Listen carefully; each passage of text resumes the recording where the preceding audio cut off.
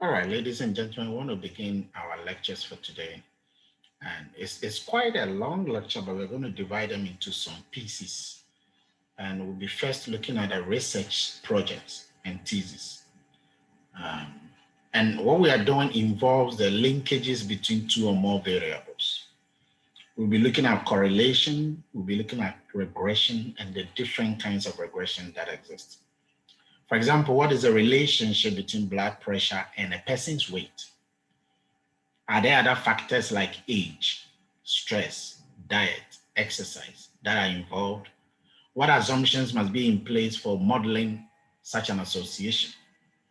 Okay. So we are going to look at more aspects of association, correlation, causality, regression, and the various types of regression as times continue. Let's take a typical example that we might know of. What is the relationship between consumption and income? Well, as your income goes up, the consumption increases as well. What is the relationship between corporate social responsibility and firm performance? Does doing more CSR activities lead to performance, or does it rather reduce performance? These and many more questions have to be analyzed by the quantitative research analyst. And so we want to begin by giving you the references that you might get, the details, the intricacies of everything we shall look at them as time goes on. The references include Cameron and Trivedi in microeconometrics, the chapter 2 to 8 of Gujarati, which is the basic econometrics, Henderson and Parmiter in applied non-parametric econometrics. Woodridge is a very good introductory econometrics books. And then the higher version of Woodridge, which is econometrics of cross-section and panel regression.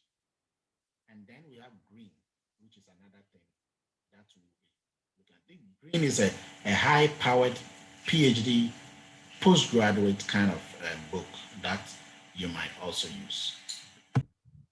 All right, so let's start with what correlation is, a bivariate. So correlation looks at the interrelationship between two or more variables. Okay, so correlation deals with association. I'll give you a couple of examples to help you. Correlation can be weak. It can also be strong. For example, the relationship between a brother and a sister, is it strong or weak? It is strong. But the relationship between two cousins, generally speaking, is weak. So is correlation can be strong or weak. Correlation can also be positive or negative. For example, the relationship between consumption and income, is it positive or negative? The correlation between consumption and income is positive, but the correlation between price and quantity demanded is negative. What do you think is the correlation between GPA and hours of learning? Obviously, when you increase your hours of learning, the likelihood is to have a higher GPA. So the relationship is positive. But there's something you need to know. The relationship between price and quantity being negative does not mean that it's a bad thing. You see, you cannot attach morality to whether something is negative or positive. Because in a normal English language, sometimes when you say, oh, it's negative, is to kind of indicate something that is no good. But don't look at it from that angle. And that is why you can have a strong positive and a weak negative, and a strong negative and a weak positive. For example, the relationship between price and quantity demanded is negative, but it can be weak, or it can be strong. There's nothing good or bad here. The key point is establishing. And because of that, you need a correlation coefficient, a statistic that will quantify the relationship. You see, the relationship can be positive or negative, measured in terms of percentages. So the correlation coefficient is that statistic that will measure the extent of the relationship. I'll give you an example. If I tell you that 80% is one relationship and another is 40%, and I ask you which one is high or low, you obviously know that the 80% is what? High, and the 40% is low because of the number. So the correlation coefficient gives you a very, simple way of establishing the relationship. The correlation coefficient is between -1 and +1, just to indicate that the relationship can be negative or positive. But if you want to know whether it's high or low, you got to use the absolute value of the number and not the sign. Now, what are the different kinds of correlation coefficients that we have and we use? Well, the Pearson's product moment correlation coefficient is a parametric one. Its non-parametric analog is the Spearman's, and the Kendall is also another. Now, for most of our course, we'll be dealing more with the Pearson's because we'll be using it for preliminary, works. These on your own because it helps you to better understand these types of correlations. So in order for you to understand correlation and to also appreciate the regression, which we shall look at later, I'll be giving you a standardized data set. And I'll be talking through that data set. But I want to give you the data set as if you're about to write a journal paper. And this is the title of the journal paper. Obviously, when you are starting your own journal paper, you will have to come out with your own title. But I'm giving you the title here. Okay. But getting a title for yourself is not a small thing. So sometimes you have to read the literature before you come out with your own topic or title. What is the title we are dealing with here? Determinants of demand in the alcoholic beverage industry in Ghana. Impact of location, occupation, and religion. This is a title. It's quite long, but for a reason. So normally when you have a title like this, you have to discuss the literature. And one of the things you have to punish the literature, critique the literature. And one of the possible criticism you might give is that even though previous studies on the subject exist, and you have to give references for that, they have not considered the potential effect of location and occupation. You see, there are other factors that can affect demand, and you're going to see the data pretty soon, like price, complement price, income, and other things. But you are saying that the existing studies have not considered location and occupation, and you may justify with references. And then you can even go ahead and indicate that few studies have considered religion, yeah. However, not all of them have considered Buddhism, to the best of your knowledge. And then you can go ahead and justify the gaps in the literature and employ ANOVA. And one of the things is that previous studies may have employed ANOVA or correlations, but they may not have applied regression. So you now want to make your work robust, and so you want to apply regression to it. So this is a kind of a way to begin how to understand what we are going to do. Now, you will have to identify the gaps in the literature, state the problems, and then move ahead to do other things. The question is, after you stated the problems, you have to indicate your contribution, objectives, and the research questions. Something I've already treated. You review the literature, critique previous works, endorse others, then gather data to justify your research questions. Now, if you want to have more ways of how to write a journal paper or even a thesis, then you might want to look at this website from MIT. And then read the document I've also uploaded. It's known as How to Write a Journal Article in a Scientific Journal. Okay, now let's draw the reality back here. So you collect some data on Brukutu Ventures. Brukutu Ventures is a local distillery, a gin distillery. The organization, the company is so much concerned about the demand for the alcoholic gin bitters. Now, demand in most of the shops, and they've got shops all across the country. Okay? The demand has been hard hit due to the new entrants into the market, their competition.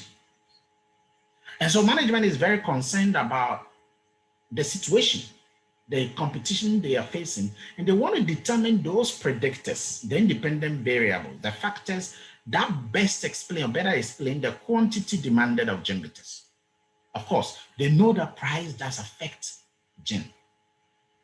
But out of price, outside the price of the determinants of demand, the following were identified: the complement price, the average real income of customers in the area.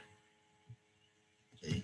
And this is the data set. Now, in the data set, you will notice that the quantity demanded, which is going to be our main regressor, or our main, dependent variable, is on the far left. Then you have the price of the gin bitter system. These are the prices. Now, this is a data set that I have in Excel, and I'm going to take it into R software. Now, R understands the language of categorical variables. So you can see that the last three categorical variables, the location, the occupation, and the religion, we have the levels for each. For example, the location has two levels, urban and rural. You can actually code this yourself in Excel before you send it to them. But you want to also keep it like this. Sometimes the coded one becomes useful. Sometimes the uncoded, categorical real English variables becomes useful. The occupation has got three levels: teaching, fishing, and trading. The religion has got three levels: Muslims, Buddhists, and then Christians. So you can see that apart from price, the complement price of the product, and the income, the average income of the people represented by M, all the other variables are categorical or dummy variables. Okay, now, the interpretation of this and the coding of some of the categorical variables have also been explained. So for example, you will notice here that I say dominant religion. The dominant religion of the people is Christians, Muslims, and Buddhists. Okay. And we are coding RC to be 1 if the people are Christians, or 0 otherwise. And RM equal to 1 if the people are Muslims, or 0 otherwise. Now you can see that I did not do anything for Buddhists. Why? Because Buddhist is the reference category. When you are doing coding, the reference category is the one you omit. So when I say that RM is Muslims, I'm saying Muslims relative to Buddhists. When I say RC is Christians, I'm saying Christian relative to Buddhists. That is a 0 otherwise, the reference category.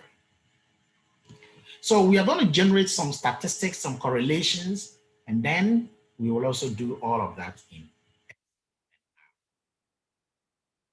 Now, how do you do these things? Well, I'm not going to teach you how to do descriptive statistics in Excel because this is very pretty easy. I've done some cut and paste for you to have a look at it. How to do descriptive statistics in Excel yourself. It's very simple. But the thing about Excel is that Excel accepts the coded variables. So let me show you something. Excel accepts the coded variables. So I'm going to show you an Excel sheet. Okay. So this is an Excel sheet on your screen. And in this Excel sheet, I've included both the coded and the uncoded. Okay. So this is the coded, 1 for urban, 1 for urban, 0 for rural, 1 for urban, 0 for rural, 0 for rural, and on and on. I code the other ones. You can do that easily in Excel. So this is the data that contains both the one you will use in Excel and the one you use in R. Now, if you're using it in Excel, it means that you have to hide these versions, the loc, awk, rel, and then the rest. Okay. Now, so we are going to use this to be able to continue our analysis. And you can do the descriptive statistics.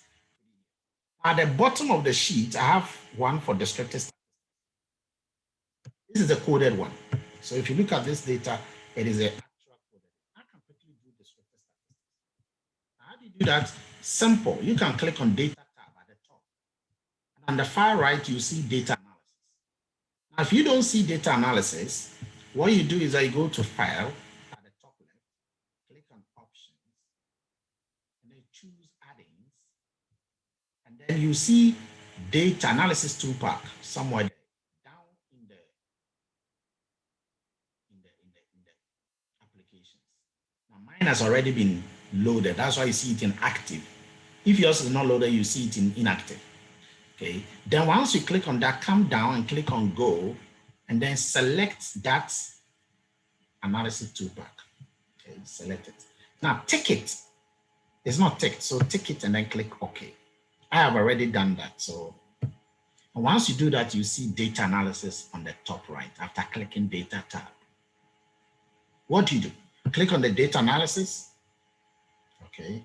And then a pop-up will come. And then in the ring, you see descriptive statistics under D. Okay. Click OK. And then the descriptive statistics dialog box will appear. And then you select everything from A to Z of your data set, which in this case is the coded data set. Once you've done that, select columns, which is already the default, choose labels in first row, choose the output range, indicate where you want the output range to be by clicking on the white space on the output, and just click anywhere in the next empty space to the right of the RM. That's where you want the results to be. And then select descriptive statistics. You can tick summary statistics at the bottom here and then click OK. Once you do that, all the entire descriptive statistics for every variable will come. Now, of course, it will give you certain things that shows you have to organize this data yourself. Okay. And one of the ways you can organize it is just pick on the headings. And then once you pick on the headings, you just cut and then come and paste it in the next one. And then once you've done that, you can now delete these columns. The columns that you're seeing, deal with them here. You can delete this column because it has the same heading as the other one. You can delete them one by one. Okay. Delete, come to the next one, delete, come to the next one, delete. And then you just delete all of these unnecessary repetitions so that you are going to have a very nice correlation, a nice descriptive statistics that you are going to see right there. Other than that, each one will have, this one. Sometimes you have to beautify your data so that things look quite nice.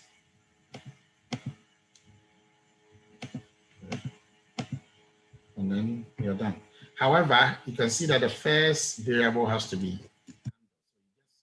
copy, cut, move, and then organize them. So on the basis of this, when you expand like this, you will be able to identify the mean for the kill, the standard error, the median, the mode, the deviation, the sample variance, kurtosis, skewness, range, minimum, maximum, the summation, and the count. And you can do that for all of them. You identify the ones you want to work with. And most of the time we deal with the mean, median, mean, median, minimum, maximum, and then standard deviation. These are the ones that usually you deal with. Okay. So now you've been able to generate your descriptive statistics in Excel. And you can do this as well in R. Okay. Of course, R is a champion, but I just want you to know how it also works, right? So when you come to the descriptive statistics that you have here, I've gone through that with you. Now you're going to do the same thing in R in a different way. So what you do is that you copy the data and load it into R. I've already taught you how to load the data into R. So at this stage, I'm going to go to my R and then load the data using that command. So when you look at the data that I have here, okay, on the right, in fact, I'm just copying, or you can type these commands, the blue commands. Okay, so you take this blue command. I'm calling the name of the data gene. So I take gene there. But what I'm going to do is I'm going to take the entire data set, the one that has both variables. And I'm talking about the one in Excel that has all of these variables, which is what I've highlighted. Highlight, copy, and then go to your R and then run it. So here I run it, look at the bottom, and the bottom shows blue. Gen equal to read.ln, then double apostrophe with your clipboard, which means the data is loaded. If you want to know whether the data is truly loaded, highlight only the gen and then control enter or run. And you see the entire data set beautifully shown here. This is a cross-sectional data, so it's just one. Okay. Now, once you are done with that, you can now use the summary gen to get your summary statistics, which is what we just did. Okay. Now, you can pick and select which variables you want to do, but if you choose just gen, it will give you everything. So once again, you go to your R, and then you just select this command, which is summary gen. And then once you do that, you can have a summary statistics. Look at the bottom of the console. You can have a summary statistics of everything that you had there. Of course, you will know whether to make sense. Now, the good thing about R is that those that are categorical variables tells you that they are characters. Once you have done with that, you can now go ahead and then do other things. For example, the descriptive statistics that we use is not enough. It doesn't give you enough information, as you saw. So we will need the one that gives us more information. And that means that we need to load and then require this app package, which is this psych package. And once you get that psych package, you can get a lot of information. So let's go and do that. Let's go and get the psych package. You run the psych. This means that you must have already installed the package using this package install and then type in psych. Okay. And then if you have an internet, you can now install the package. When it comes, you click install. And then you can now install it. But I have already done it, so I just have to load it. And once you click this load, it will load. And then use the next command, which is describe. I just want to show you that describe here. This describe will give you more information than the one we had before. So let's go describe.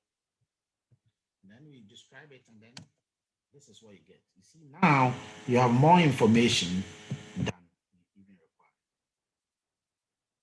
You can now have the mean, the median, the trend mean, the minimum absolute deviation, which is this one there, the minimum, maximum range, skewness, ketosis, standard error. You get more information that you need. All right. But the other good thing is that you can also describe it by a group. Let me just show you what I mean. You know, there are groups like religion, location, and occupation. So you can tell R that I want you to describe the grouping. So if you look at religion, we have Christians, Muslims, and Buddhists. So you tell R that I want you to give me the descriptive statistics according to their religion. And to do that, you can attach the data set. And of course, you will detach it later. So you take this command called attach. Okay. You take the command called attach, and don't forget to detach later. Okay. The attach allows you not to repeat the typing of things. And then you can now go and describe by religion. So I want to describe mine by religion right here. So let's attach mine. Look at the console down there. I've done the attachment. And then you describe by religion. And this is a description. Look at the down, and you see that the descriptive statistics according to groups. The Buddhists are giving their descriptives first, followed by the Christians, followed by the Muslims at the bottom. So you can see clearly that this one helps you to be able to describe by groupings. And it's good because sometimes you want to look at the relationship between foreign companies and domestic companies. You want to know the descriptive statistics from foreign and that of the domestic. And this helps you a lot. Now, the next thing you want to do, of course, you have to make sense of all this. Okay, but that's not the purpose of this. Okay. Those that are categorical variables, their descriptive statistics are meaningless. So I will give you a star on each of the categorical variables, which will then tell you that indeed they are not meaningful because you can't find the mean, the median, the standard deviation of gender, of location. because it's just categorical failure.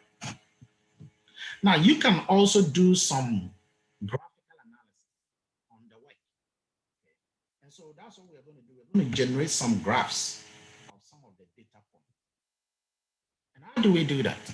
Well, the first thing we want to do in generating the graph is use a command called parmfro. Parmfro allows us to be able to get all the graphs into one page. So first, let me run parmfro. Okay, you can see it down here. And then, remember, I've done my attachment already. You can do the histogram of quantity demanded, represented by, I'm going to do that. The histogram of quantity demanded. Sometimes, when you have a magnifying glass, it helps. You get it? When you have a magnifying glass where you can zoom in, you see what I'm zooming. It helps. So I'm going to do a histogram of that. And I want the color to be yellow. Okay. I run this command, come down, and you see that it's beautifully done. No R colors, which means that it's loaded. Now this is the graph on the right. You have the graph here on the right. The histogram of quantity demanded. You check whether it's normality or it's not normality. And it appears that it's not normal, but we'll check it properly as we go. So this is just a way, and you can see that the graph has been put on the top left, which means that others are coming. That is a parmfro command that allows you to put all graphs together. The next thing to do is to draw the density of price. I'm just doing some, quick examples. So let's do the density of price. Now remember, the name I use for price is P, so it has to remain the same. And then you do the density of price, you come down, is blue, which means command is accepted. And then on the right here, you see the density of price. Sure. Then you can go ahead and do the next command. The next command is a quantile normal probability plot for quantity demanded. And then we'll add a kill line. It's like a scatter plot with a kill line to indicate normality. Okay. You do that, you check the command here. It is blue, beautifully shown, and then you can now show the, which is what we do. I use a color blue for the plot, and then the line I use red.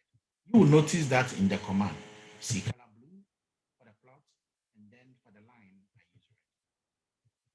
The line width, okay, is 3 and it's 4. You can fidget with this thing, play it with 2, with 1, and you see how thick and how it looks like. Finally, I want to add the box plot. But the box plot, I want to do a box plot of the occupation. Box plot of occupation. So kill with a tilde sign and then OCC for occupation. The name of the data is this. And I want to just give it the title to be Brukutugen data.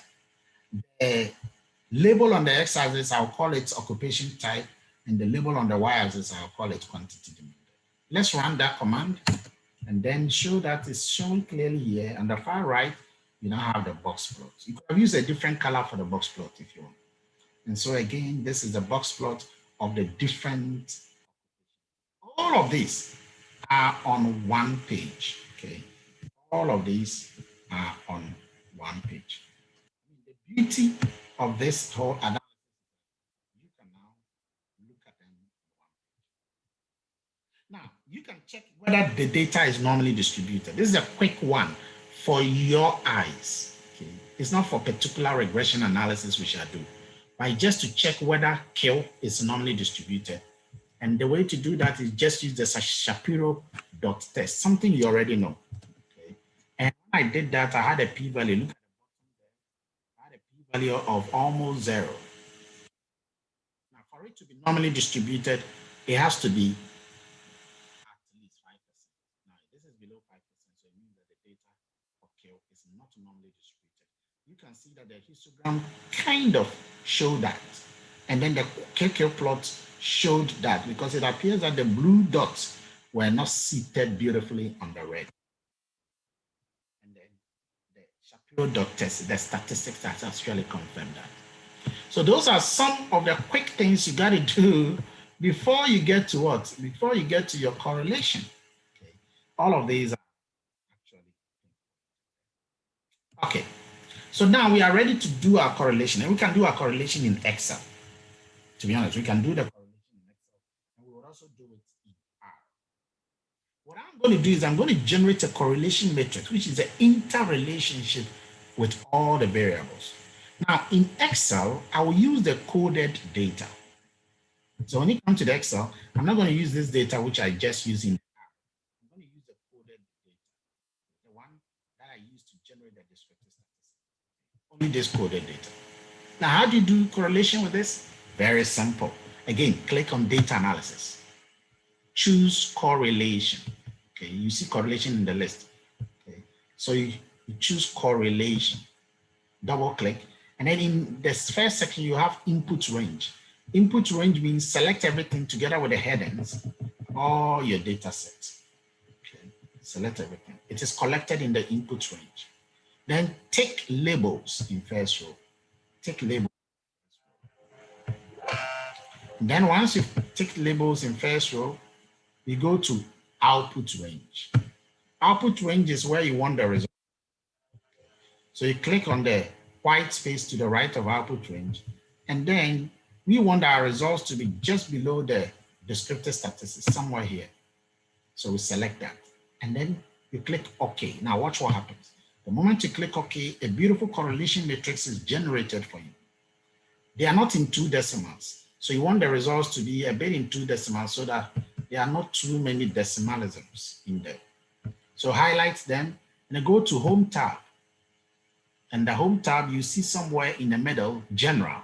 Click on the little arrow near General, choose Number, and everything converts into 2 decimals.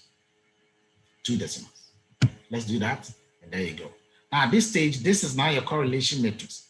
On the right diagonals, all the values are 1, 1, 1, because the correlation between Q and Q is 1. P and P is 1. C and C is 1. M and M is 1.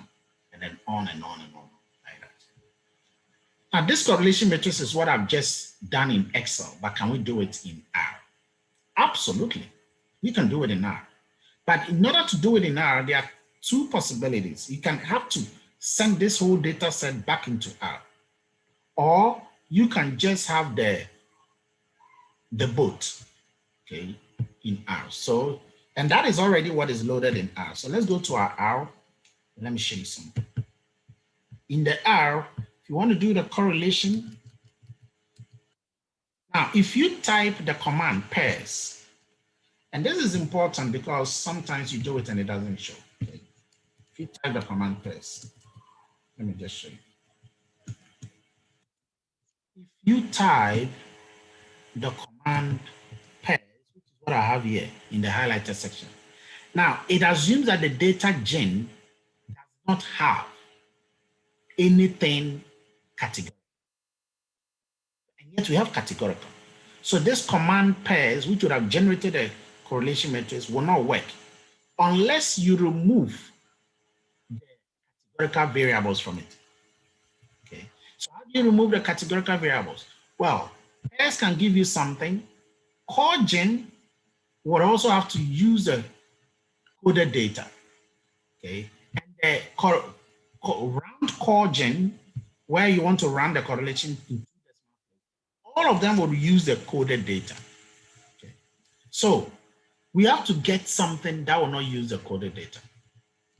And to get something that will not use the coded data, there are 2 possibilities.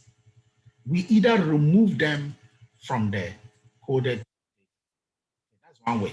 So look here, this core will require that you remove the coded data. But this core gen, look at it. It requires that R will automatically remove the coded data, sorry, the categorical variables, and then use only the numerical variables. So you can see that I've indicated that minus which names you want to remove, lock, awk, and rel. And this command, let's run that. It will bring us the results, which is what you see down here. So this command will give you the entire correlation matrix. Now you can see that it's slightly different from the Excel one.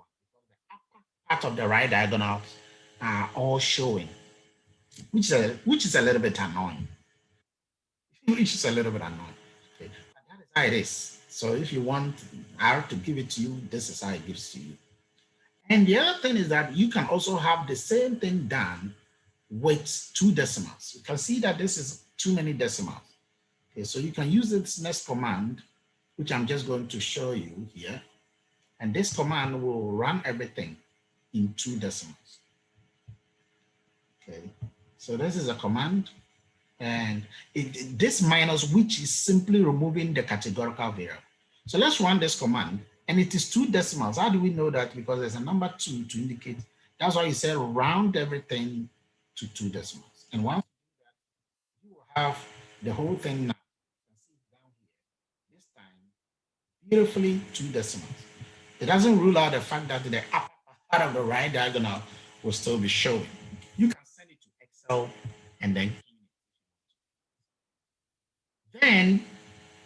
you can now also, and this is critical, very important. You can also have, you see, the correlation is telling you the correlation between each variable, but it's not telling you whether it's significant or it's not significant. So in order to get whether a particular correlation is significant, you invoke the library H miscellaneous command, this one. Run this command, and it allows you now to use this R core to generate correlation. It allows you to use to generate those correlations.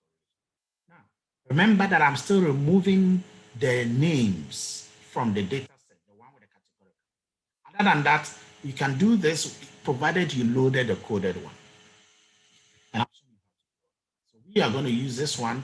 We run this command, and down here, you will see that you have the correlation between a particular variable and another variable. Okay, about the y that is shown. You have the correlations here. Whether it's negative or positive, you see there. I'll explain this. But more importantly, you have the p-values down here. So this is showing the p-value. So, for example, if you look at between Q and P, okay, the p-value between Q and P is this. So it means that the correlation between P and Q is negative 0.787. Negative 0.87. Then you come and check down here, its p-value is 0. If it is 0, it means that the correlation is what? Significant. Okay. If you check these ones, they are all 0, 0, 0, so they are all significant. But look at the correlation between OT and Q. OT and Q, the p-value is 50% approximately, which means that it's not significant. Okay. When the p-value is more than 5% or 0.05, it means that it's not significant. So that will help you. So once you generate your correlation, you can now go, of course, you don't need to bring these p-values, but you can bring star, star, star, or star, star, star to indicate that particular correlation is significant or not. Significant correlations are very important if you are doing research analysis. Okay. So that's what you do. And then that will give you the beautiful way of handling your work. Now, at this stage, what I want to do is to take you back to the correlation matrix, and then we are going to make sense of the correlation matrix. First question. I just asked some few questions. What is the correlation coefficient between A and P, P and S, and all of that?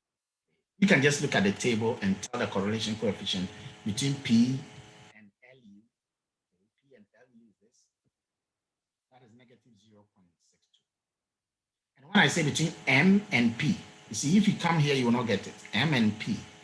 M at the top, P at the, you won't get it here because there's nothing. So you have to do M and P, you have to do P and M. So when you do P and M, that one you get it here. Remember, it's a mirror image of each other. So if you don't get it at the top, you get it at the down of the right diagonals. Now, which 3 pairs of variables are perfectly correlated? Well, perfect correlations are those with a correlation coefficient of 1. So those that are perfectly correlated are all those on the diagonal, the right diagonal. That's simple. Which 2 pairs of variables are mostly strongly correlated with a response variable? Now, the response variable is a dependent variable, which is a Q in this case. Okay, that's usually the one that comes the Q. Now, the question is, which ones are strongly correlated with that Q, that dependent variable? And it has to be a pair. So it means that the first pair, and you got to mention them in order of the strongest. The strongest is the one with the highest absolute value coefficient. And that, so you write P and Q with a coefficient of 0.87, negative 0. Okay. Then, which other one? The next one after negative 0.87 in absolute terms is OTR and Q. This one, OTR and Q. That is negative 0.76. Then the third one is C and Q. That is 0.72. Remember, sorry, it's not that, is this one here, negative 0.76. Okay. So you have to mention them in order of which is the highest, forgetting the absolute values. All right. Now, so these are, which three pairs are multicollinear, most multicollinear? By the way, multicollinearity exists when two independent variables are so highly correlated that, you know, it's difficult to disentangle the partial effect of one from the other on the dependent variable. So multicollinearity deals with independent variables, not dependent variables. No, not dependent variables. So when you look at this, the dependent variable is not part of a multicollinear. This whole column isn't part. The multicollinear variables are from P all the way to Rm. These are the multicollinear because they are the independent variables. So if the correlation coefficient here between any one of them is so high, then it's bad news. We shall treat multicollinearity problem. It's bad news. Sometimes you have to drop one of the variables. And the variables that have a higher variance inflation factor may be the one to be dropped. And we shall look at all of this at a later course to check multicollinearity. But for now, the one that has the most highly multicollinear coefficient is this one, negative 0.74. If you check all of the rest, you see that that is the one that is the highest. Okay, negative 0.74, and that is between C and P. And the next one after that is this one, I think, 0.71. Oh no, the first one is actually 0.76, OTR and P. OTR and P. You see, that's why sometimes you have to be careful and go through it systematically. Then the next one is negative 0.76. And the final one in this contest, third one, is 0.71. You can check the rest. Okay, but you have to mention them in order of the highest. So all of them are multicollinear. So there's a possibility, and you can see that P is causing some problems. P is highly correlated with another independent variable, C, and P is also highly correlated with another independent variable, OTR. So we need to check price. Okay, price. We need to check. It doesn't mean that when they are high, it has to be dropped, but we have to do some checks and balances before you know whether to drop them. But the key point is that multicollinear variables, okay, are those independent variables and not the dependent variables. You can live with it. You can live with the multicollinear pairs, or you can drop it. But once you have a statistical and theoretical backing for a variable, you don't have to drop it. In fact, sometimes you have to live with it. Which variables are least correlated? Please know that a least correlated variable is different from a multicollinear variable. A least correlated variable is different from a multicollinear variable. For example, a least correlated variable will include the dependent variable. So if you look at the least correlated, is the lowest. The lowest. Now, least correlated, the lowest is not here, but it can be that, but it's not this one, negative 0. But the least correlated will include both dependent and independent variables. And the first one is 0. This one here, okay, negative 0.03. That is the least of all the coefficients. The next least one is this here, 0.05. Okay, that's the next least correlated. It doesn't matter what kind of variable. Then the next one after that is And you have to go through it all, otherwise you miss some of them. But if you check it, the next one after that is this negative 0.0.11. Okay. That is the first three least correlated variable in order of least. So that is it. You got to know the difference between highly correlated and highly multicollinear. Highly correlated deals with both dependent and independent variables. Highly correlated. And then highly multicollinear deals with only independent variables. So your ability to be able to see when you're doing a regression, you are expecting a high correlation between the dependent variable, okay, which is, and the independent variables. You want a high correlation there.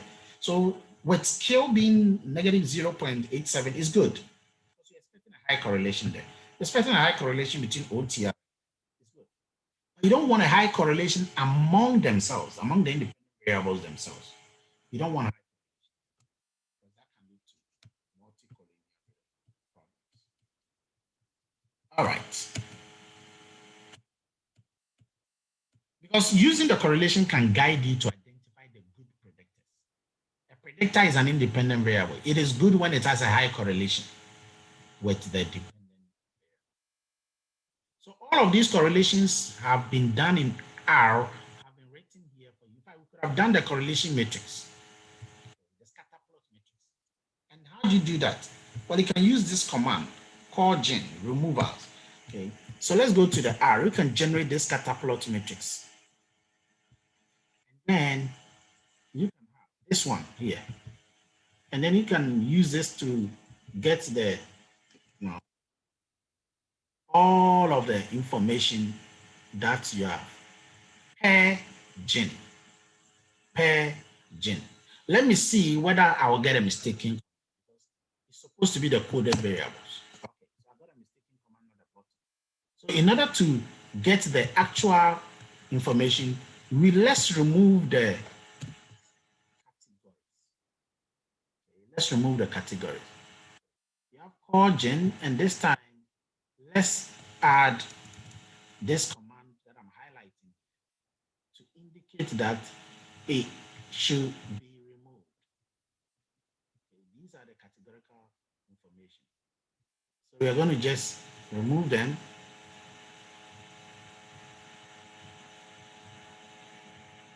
We're going to remove them. Okay, I'm going to do comma and then run this.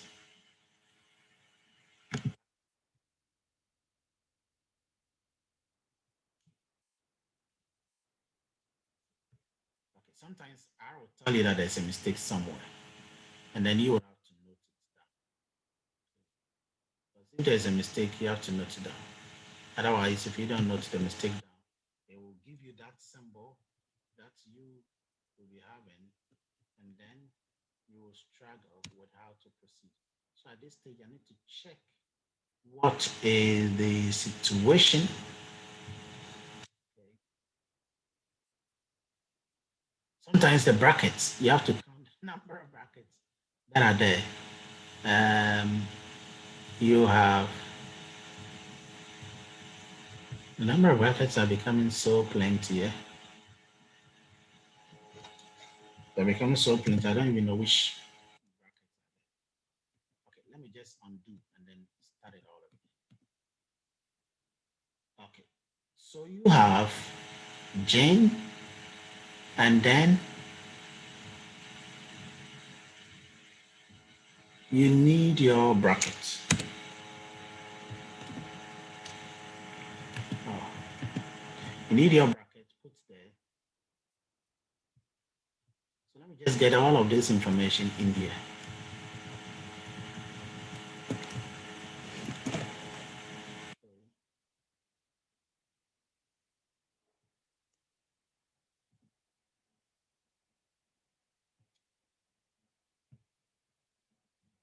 Yeah, I think this is it. Let me now execute. And that's it. So I executed, and then you have this command right here. Okay.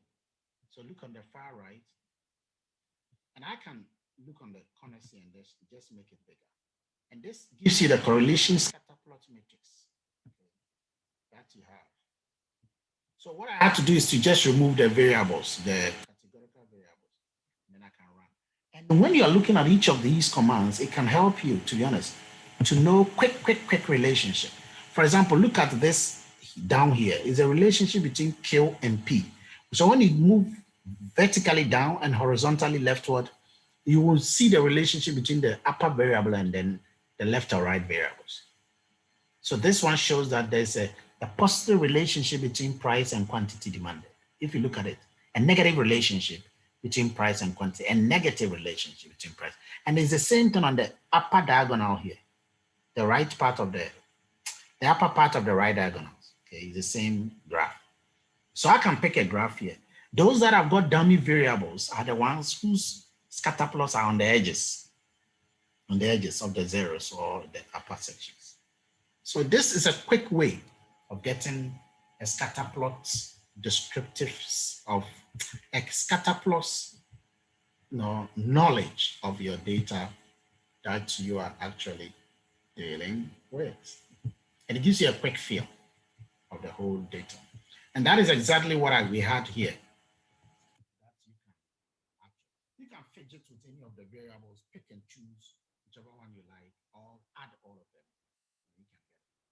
But it's good to remove usually the categorical variables unless you attach them. Okay, so all of this we've done them. You can do them on your own, get a rounds of the correlations. Everything about correlation I've shown you here. This is where you get the p-values as well. So ladies and gentlemen, that is how you execute correlation analysis. Correlation is an important aspect. Okay, it's a precursor to regression analysis. And what I've just done here is to demonstrate how you can take care of basically Pearson's correlation in any of the work. It gives you a quick feel about everything. And it's always good to come with the correlations with the p-values. Okay, and then use the correlation together with the p-values to be able to proceed to do the regression analysis. Next time, we are going to now do a regression analysis. So if this was in a journal, okay, if this was in a journal, what are some of the key things you might need to bring in the paper? Well, one of the things you need is this correlation matrix. You need this correlation matrix, which we took from Excel, but the good thing is that you have to bring the p-values. You have to indicate the star, the star, star, the star, star, star to indicate the p-values. This will go into the journal paper. It's a very good way to start. And then after some of those things that you are seeing, these graphical analysis are not too important. Your descriptive statistics, you have to select which ones you are dealing with. Which of the descriptors you are dealing with. So in these descriptors, you have to select which variables you want to deal with, and then which particular statistics you want to deal with. The mean, then you add the mean. The standard deviation, you do that. The median, you do that. The minimum, the maximum, you do that. Usually these are the ones. Then you can now go take them to R. Take them to Excel. Organize them beautifully. Or you can even use the one that was in Excel. You remember the one that we did that was in Excel? Let me show you. This was the one that we did that was in Excel. Let me scroll up here. You can just go here, select the mean. Okay, so you can select this mean for each of them. Okay, you can select the median if that's what you want. Okay, it's not all of them that will be needed.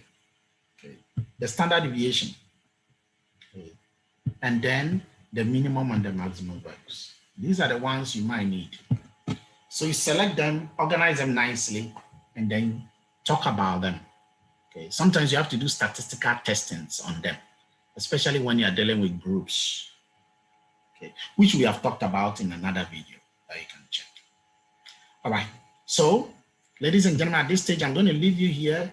If there is any question, you can always give it to me and put it down there. And in the video, you can subscribe, you can comment, you can do anything, and then I will attend to.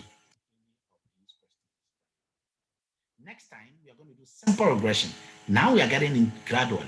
Don't forget the topic that we are dealing with. We'll come back to the topic we are dealing with, address the topic we are dealing with, and one by one, use simple regression to do some marvelous graphings. And then we'll With such an understanding, we can go ahead. Remember the topic that we are determinants of demand. Apart from price, which affects quantity demanded, what are the determinants of demand?